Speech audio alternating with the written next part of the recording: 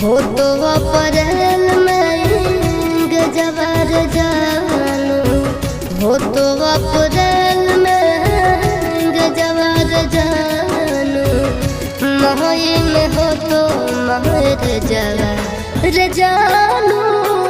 कर ली है काठ के कर जवार जानू,